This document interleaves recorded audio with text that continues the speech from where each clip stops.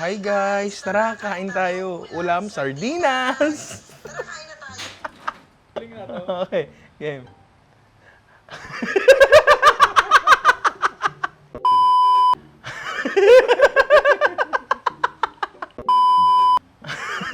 Tangina mo, tatawa ako. Ito na. Hi guys! Tara kain tayo. Ulam, sardinas. Hi guys! Tara kain tayo. Ang ulam, sardinas. Dapa. Hi guys! Tara kain tayo. Ang ulam, sardinas. Tara kain tayo. Ang ulam ko nga lamang ay sardinas. Ano ba yung sinabi niya doon? Sardinas po ang ulam ko. Ayan. Inalagay natin. Kinain niya ba? Kinain niya, di ba? Tara, kain tayo. Hirap pa nung ginagawa niya nung sasalita habang kumakain. Sardinas! Okay na yan, putang ina.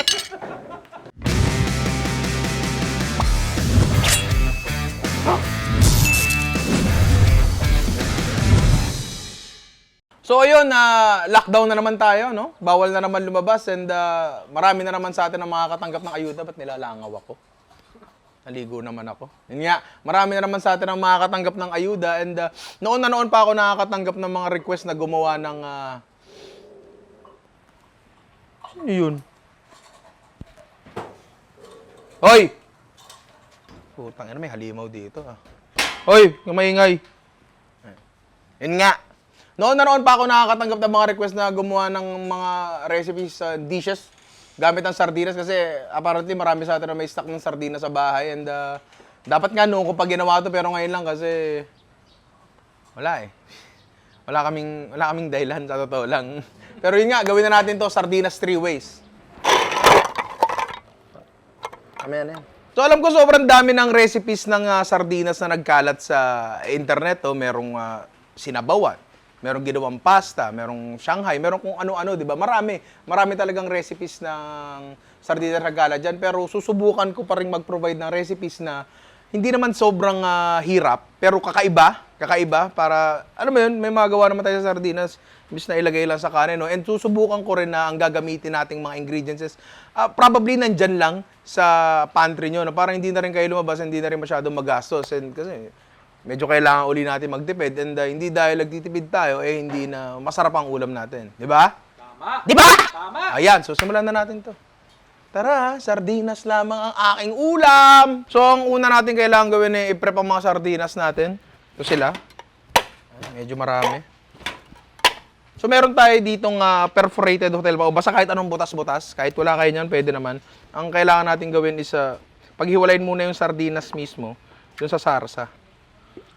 Kasi karamihan ng recipes natin dito, hiwalay na kailangan yung sarsa and yung pinaka-isda mismo. So, unahin na natin to.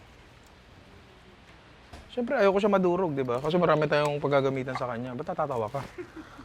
Paano? Huwag kang madudurog. Kanya magsalita. Sardinas. Ayan. So, tataktak lang natin ang konti. Para lang yung lahat ng sarsa, karamihan ng sarsa, mapunta sa baba. Ayan. Tapos set aside natin to, tapos simulan na natin yung una nating recipe. Okay, so ang una nating gagawin ay sardinas embutido, pare. Yun kasi ang pinakamatagal gawin, so simulan natin yan. Meron tayong bowl dyan. Diba? Sa lalagyan natin yun ng, inuna na namin to, toasted na tinapay, pare. Uy! Yan o. Pwede kayong gumamit dito ng hindi toasted na tinapay. Pero kasi, dahil dinihydrate nga natin siya, mas maganda siya ngayong mag-absorb ng tubig, di ba? And yun talaga ang trabaho niya, mag-absorb ng tubig na ikakatas ng mga ingredients na ilalagay natin dyan, di ba? Tapos, syempre, dahil nga tostado siya, toasted yung flavor niya, may mayard na nangyari, mas masarap siya, di ba? Kasi habang naiinitan ng kahit ano, kumakatas yan, di ba? Ikaw, pag naiinitan ka, pinagpapawisan ka, di ba? Oo, kumakatas ako. Yun, ganun. Pag nag-iinit, nagkakatas, tandaan niyo yan. Kailangan may sasalo nun. Yan. So, basag-basagin lang natin yan. Ano to? Arnis Extreme. Release extra. Oh, gago, Arnis Extreme yan. Arnis Varsity ako nung Kinder B.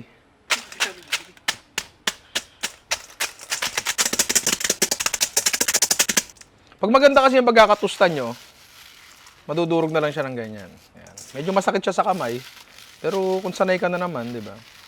Palego okay na yan, kahit medyo may malalaking ganyan, walang problema yan. Actually, masarap yan. Ayan. Mas maitim. Pag mas maitim talaga, mas masarap. Ito, sardinas natin. Ayan. Gagawin lang natin, maglalagay lang tayo ng di ko alam gaano karami. Halos maubos din pala, mukhang magbubukas pa tayo. Hindi, okay na yan.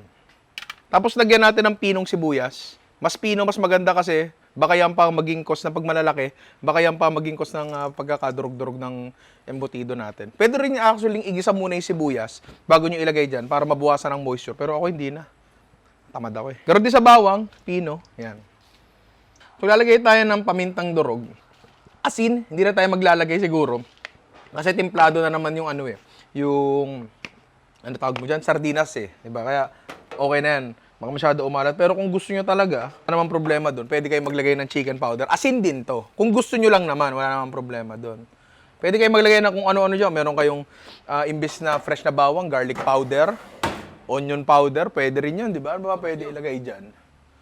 Paprika sana, kaso ang layo eh. Konting cornstarch. Konti lang, konti lang. Tapos itlog. Simula tayo sa, siguro 2 itlog. Tapos kamayin nyo na lang. Malinis naman yan, di ba? Oo. Sabi nga nila, hindi ka raw naghuhugas eh. Talaga. Durugin nyo mabuti. Siguro pa? Isang itlog pa. Sa itlog ah. Siyempre. Yan. Parang gusto kong haluan ng sarsa. Konti lang. Konti lang. Lagyan natin ng konti. Oop! Oh. Bakunado ka na, di ba? Oo. Kung hindi kayo sure kung okay na siya, pwede kayo magluto ng konti. Tapos, pag hindi pa kayo satisfied sa timpla, timplahan nyo pa. Pero ako, dahil metal. Tikman ko yan. Boom! Okay na sa akin to. Okay na sa akin to. So, i-form na natin to. Hugas na ako ng kamay. So, ngayong gawa na nga ang mixture natin, di ba? Poporma na natin to. Kuha tayo dito ng paborito ni Ian. Bakit kung paborito yan? Hindi, kasi Ano? parang yung mga ulam di lumalamig. Kasi nanonood nanay tatay ko eh. Hindi, kasi ayaw mong malamig na ulam. Kuha tayo ng aluminum foil. Tapos kukuha tayo ng embutido mixture natin. Kaya na bahala kung gaano karami. Tapos kukuha tayo ng hard-boiled egg. Yan, hiwain lang natin. Para lang may palaman yung natin, embutido natin. Karaniwan naman yun, yung embutido na may palaman sa loob, di ba, pre? Siguro, nakaka-bad trip yung idea na ikaw yung nakakita sa akin magluto araw-araw. Oo. Tapos di ka marunong magluto. Oo. Eh, masarap kumain eh. Ganun talaga. Talaga. Well, totoo naman. Diba? Wala yun. So, pag nailagay na natin ng ganyan, lagyan natin ng hotdog. Ayan. Malamang naman meron tayong mga ka-hotdogan sa kabahayan natin. Ngayon, kung wala, pwede naman natin gamitin yung mga meatloaf na libre sa ayuda. Di ba, sardinas meatloaf yun, karaniwan, di ba? Kahit ano pwede mong ilagay yan, di ba? Pwede mo pang lagyan ng raisins yan, pero hindi ko nalalagyan kasi baka magalit kayo. Alam mo yun, ang internet galit sa raisins. Na, to be honest, hindi niya deserve yung galit na yun. So, eto na nga. I-roll yun na lang natin. Like so. Yan. Yan. I want you on my team. Yan. Tapos, ipipinch natin yan dito sa dulo. Yan. Tapos, i-candy natin. Konti lang. Yan. Yan. Tapos, tutulak nyo ng konti. Make sure lang na halos pantay. Yan. Pwede nyo pansikipan kung hindi. Yan. Sabang pinipinch nyo, tinutulak nyo para magkaroon tayo ng ganyan. Pare. Diba? Putulin lang natin yung excess na foil. Yan. So, okay na yan. Gawin muna natin iba bago tayo magsalang.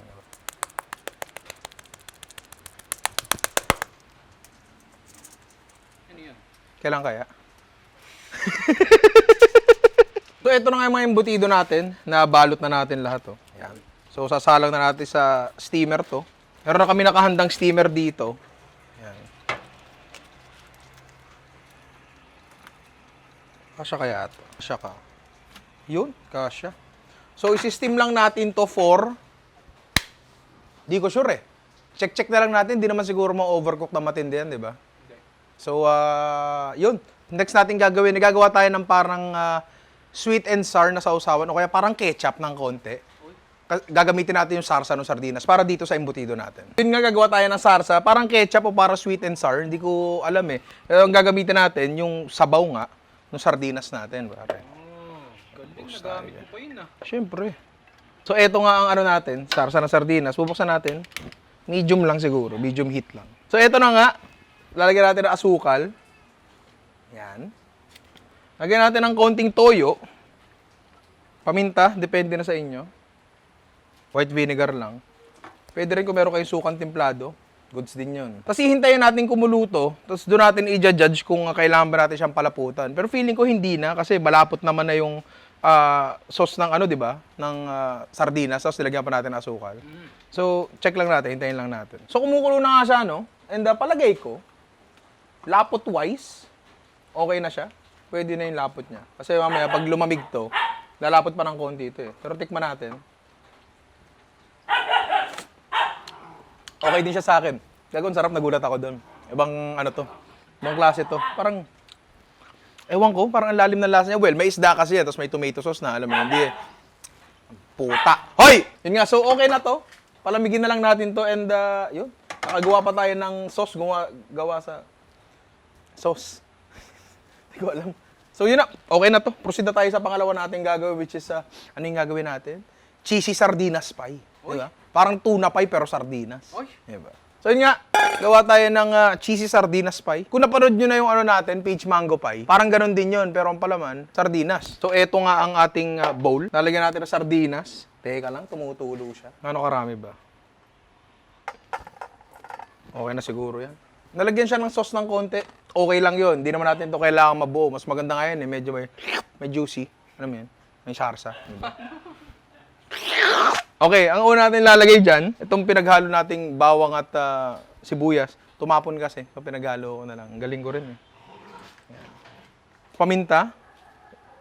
Tapos, dahil nga cheesy siya, meron tayong Magnolia Quick Melt. Uy. Diba? Zoom in mo para makita nila. Yan. Magnolia. Pagbaba ko nito, zoom out mo. Magnolia. Baka naman. Yan. Ganun ang direction. So, ito nga, lalagyan natin. Ilalahat ba natin to? Lahat na natin to. Lagay natin dyan. Uy. Yan. Para kita ng mga inaanak natin na Magnolia Quick Melt ang gamit ko. Titipakan natin to. Tipak-tipak lang. Yan. Pag ganun kadaling gamitin ang Magnolia Quick Melt. Walang prep-prep. Walang prep-prep, di ba? Tapos ngayon, lalamutakin natin to. Hanggang madurog yung isda and yung Magnolia Quick Melt, medyo madurog ng konti. Pero kailangan may buo-buo pa rin siya. Yan. Kung mapapansin nyo, para lang din tong ginawa natin kanina sa embutido, pero wala siyang binder. Kasi ayaw natin siyang mabuo. Gusto natin pagagat natin sa kanya medyo drug-drug ba? Tapos natutunaw yung keso, di ba? Yan, okay na yan. Importante na may tipak-tipak ng keso, ba? Importante yan. Tapos, yun nga, bubuin na natin to and wait lang. Prepare ko lang yung pinakabalot niya. So ngayon, nakahanda ng ano natin, filling natin, di ba? At gumamit nga tayo ng Hoy! Pasensya na sa interruption, no? So yun nga, gagawin na natin ang ating ano to? Cheesy sardinas pie, gamit syempre ang Magnolia Quick Melt, di ba? Tawag dyan, product placement, pare, prime spot yung leg ko. Di ba? So ngayon, buha tayo rolling pin, di ba? Tapos, teka na, igigit na ako lang to. Tapos meron tayong tinapay dito, isang slice. Di ba? Tapos, iro-rolling pin lang natin. Paninipisin lang natin yon. Again, tulad nga ng ginawa natin doon sa peach mango pie natin. Nasa mahi ka ng YouTube, marami na tayong nakagawa dito. Di ba?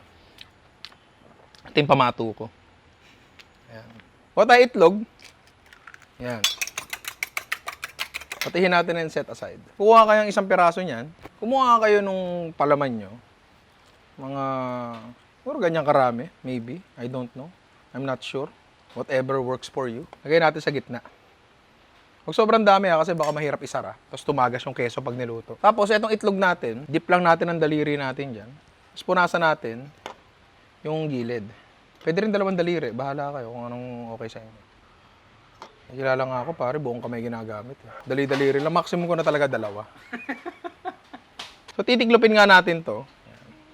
Tiklopin natin na ganyan. Tapos medyo kurot-kurutin nyo ng konti na para makulit yung pamangkin. Tapos gamit ang isang tinidor, isisil natin to. Ha? Sisil natin to. Yan, pakita mo nga mabuti to. Huwag na yung mukha ko. Yan. Oh! Tapos padulas. Yan. Yan. Ganoon na rin sa kabila para sure. Basically, yan na yun, pare. Meron na tayong cheesy sardinas pie. Diba? So, gawin na natin to sa lahat ng sardinas natin. Tapos balikan nyo ako bukas. Hindi ko alam. Baka matagalan ako eh. Hindi, mamaya lang. So, eto na nga. Nagawa ko na sila lahat. Yan, oh. Medyo siksik pero hindi sobra. Ngayon, kailangan natin gawin i-bread natin siya. Breadingan natin para lang mas malutong yung labas niya, di ba? Meron tayo dito, ito yung tira natin itlog, pare. Tapos, meron tayong breadcrumbs dito, pare. Yan. Gagawin natin, kuha tayo ng isa. Kuha tayo ng isa. Ilalagay natin sa itlog. Yan. Dip natin ng konti. Tapos, pagbasa na siya, lalagay natin sa breadcrumbs. So, kukoveran yung ganyan. Tapos, konting press. Konti lang. Yan, sa kabila rin. Okay na siya, pare. Diba? Okay na siya. So, gawin lang natin yun sa lahat ng ano natin. Sa lahat ng, ano ba tawag yan? Sardinas pie. Sardinas cheesy pie. Ay, oo nga. Cheesy sardinas pie with Magnolia Quick Melt. Asan na yun? Sorry, nakalimutan. Baliktad. Baliktad ba?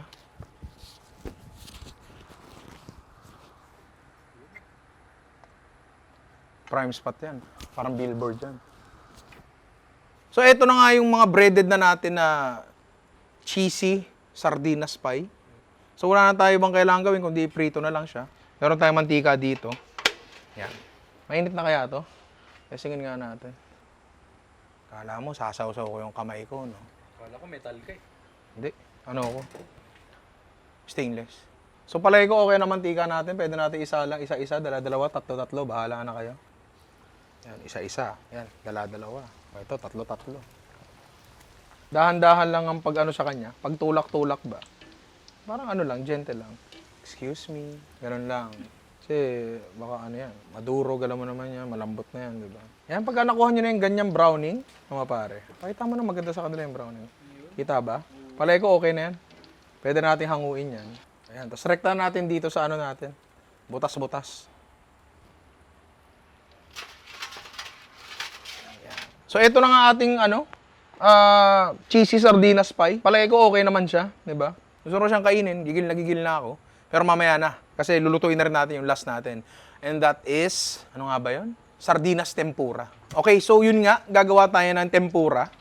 Napakadali lang actually gumawa ng tempura, no? Ang kailangan lang muna talaga natin is, to cake flour, pare.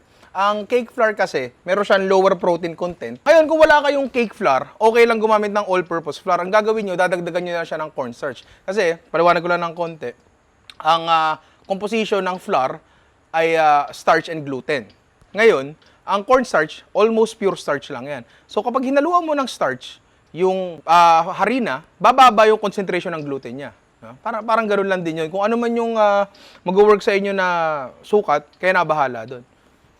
Medyo malalim na topic pala yung tempura. Tempura content kaya tayo. Dalawa lang ang kailangan nating ingredients sa paggawa ng tempura batter, no? Harina, cake flour nga, tulad ng sinabi ko, tsaka malamig na tubig, may yelo. Yan, no? Pwede yung ilagay yelo actually, yan. Para panatili siyang malamig. Yan. Tapos ang kailangan lang natin gawin is haluin siya, pero hindi sobra. Enough lang na makuha nyo yung medyo malabnaw. And huwag nyo i-overmix. Yan. Pag may mga lumps na ganyan, okay lang yan.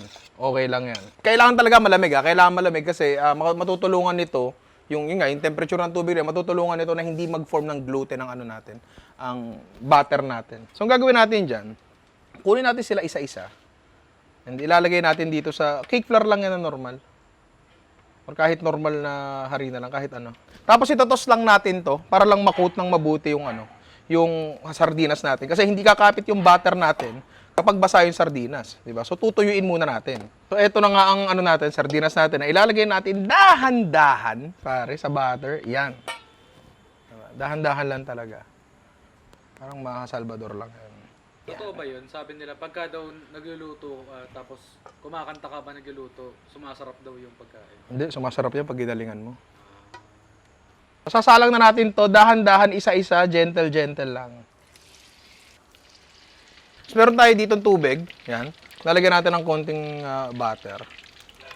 Tapos i-ano natin dito. Lalagyan natin dito. Para magbigay ng lutong ba?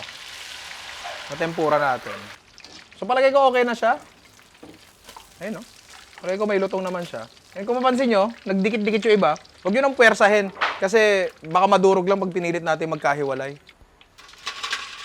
Yun. Para naman siya malutong, no? Mamaya ko natitikman, pero gusto ko nang tikman yung ano, mga butter lang na pinirito natin. Bits. Yung mga bits. Bits, please. Malutong naman siya, di ba? Palagi ko malutong din to. Pero yun nga, since nandito na rin tayo, gawa pa tayo ng ibang klaseng tempura para lang may kasama to. Kasi kahit anong gulay halos, pwede mo itempura. Magtitempurang gulay tayo. Meron tayo dito mais. Yan. Tsaka kalabasa. Ganoon na ganoon din ang proseso niyan, walang pagkakaiba masyado.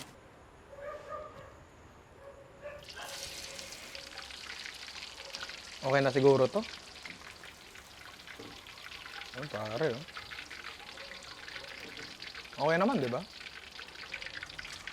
Next is etong kalabasa. Yan, ganun lang din, same process, walang pagkakaiba. So eto na nga, oh.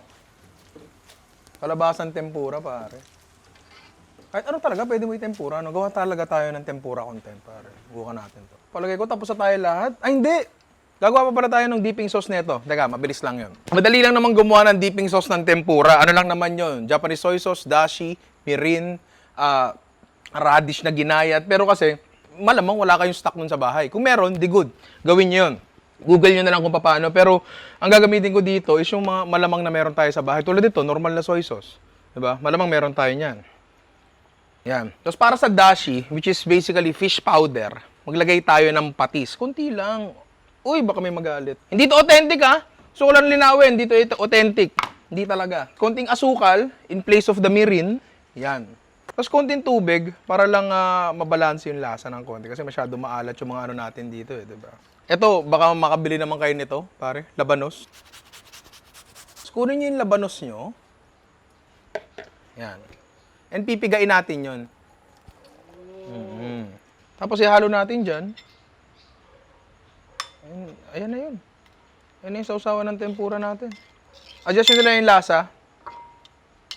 Ako titikman ko. Okay na sa akin to. Good sa akin to. So, plating na tayo. Ang butido natin. Check muna natin yung gitna, pare. Yun. Nabuo naman siya, di ba? Okay.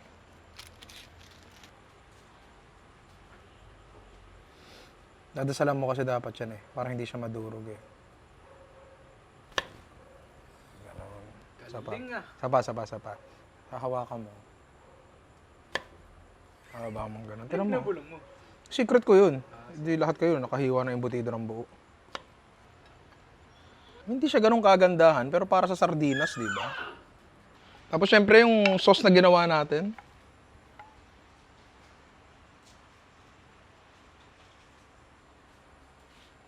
Pag nalagyan talaga ng green, no? Medyo gumaganda. Siguro dapat magsuot na rin ako ng berde. Bakit? Pangit ka eh.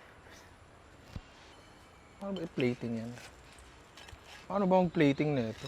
Jollibee, pa-seminar naman. Ba, yan. Kalabasa. Sardinas. Umuusod siya. Tapos dito yung mais. Siguro mais pa sa gitna. Hindi ko alam.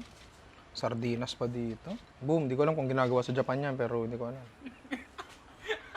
Ano naman siya okay, di ba? Sauce. Siyempre sa tikim shot yun. Nasa plating shot pa lang tayo. Parang excited ka. Tatakam na ako eh. Tatakam ka na ba? O tara, kain na tayo. So, ito na nga, ang ating sardinas, 3 ways, di ba? Pwede nyo gawin kasi hindi mahirap i-procure. Wow. I-procure, di ba? word. Big word, di ba? Hindi mahirap kunin. Yun na lang. Yun na lang. Na-google ko lang yung procure eh. Yung mga ingredients na ginamit natin dito, di ba? So, dito na tayo magsimula sa tempura, pare. Kasi baka lumambot siya, di ba? Yung sauce natin, pare. Simple lang din yan, di ba? Pakita nyo naman. Okay. Ayan. Sasawsaw natin dito. Kuha tayo ng labanos. Uy, ang dami. Ayan.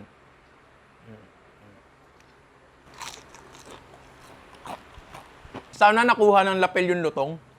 Diba? Ang lutong eh. Ang lutong. Di ba pare? Narinig mo ba yun? Narinig mo? Ang lutong yun, di ba? Tapos, well, yung lasa niya siyang sardinas na lang din, na normal. Pero, meron siyang ibang texture dinagdag. Di ba? Tapos yung sauce nito, actually, tinikman na ni Ian to kanina bago kami magtikim shot. Ang sarap daw. Pero sobra simple lang nung ginawa natin. Ang nagpaiba ng lasa dito, I feel like yung labanos eh. Kalabasa, pare. Konting dip lang. Ito gusto ko. Ang tamis. Ang tamis ng kalabasa. Ganun din siya. May matamis yung kalabasa. Diba? Tapos yung mais matamis din. Tapos may lutong sa labas. Pero yung loob niya, ano, soft na siya. Next natin yung embutido. Pare.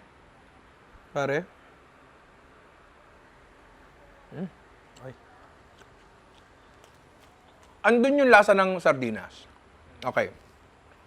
Pero at the same time, andun din yung lasa ng embutido.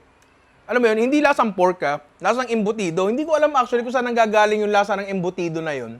Sa starch ba yun? Sa itlog ba yun? Hindi ko alam pero lasa siyang embutido talaga. Ang galing. Sarap. Cheesy. Sardinas pie. Pare. Yun. Yun, pare, oh. Oh. Diba? Magnolia Quick Melt, baka naman uli. So, tikman na natin to. I mean, alam mo na maiging lasa nito eh, diba? Sardinas na may keso. Diba? Pero naghahanap ako ng sweet element. Siguro try natin to gamit yung yung sauce ng embutido. Teka lang. Try natin to. Feeling ko okay eh. Diba? I mean, hindi naman naglalagay ng sauce dito. Pero ba't hindi, diba? Sarap. Mas masarap siya. Napakarami natin pwedeng gawin sa sa sardinas, diba? Higit lang. Higit pa dun sa mga alam natin, higit pa sa paglalagay nito sa pasta, or sa miswa, or sinabawan, or ginisa, or sa itlog. Marami pa eh. Marami pa mong pwedeng gawin eh. So, yun nga, sana subukan nyo to. Diba? And stay safe. Stay busog. Stay there. Hi guys! Tara kain! Sardinas nga lang ang ulam. Ano ba yung sardinas dito? Sorry. Sardinas nga lang ang ulam. Tara na nga, may mga kalaban na. Ano naman to? Dami. May reinforcements na ang puta. Oh, May minions. May minions na. Ay, puta! Ito, tira mo to ang gagawin ko. Malunaw. Oh, tira mo to Tira mo mabuti to Bibitawan ko to, pare. Ito, namatawa ko. Tira mo to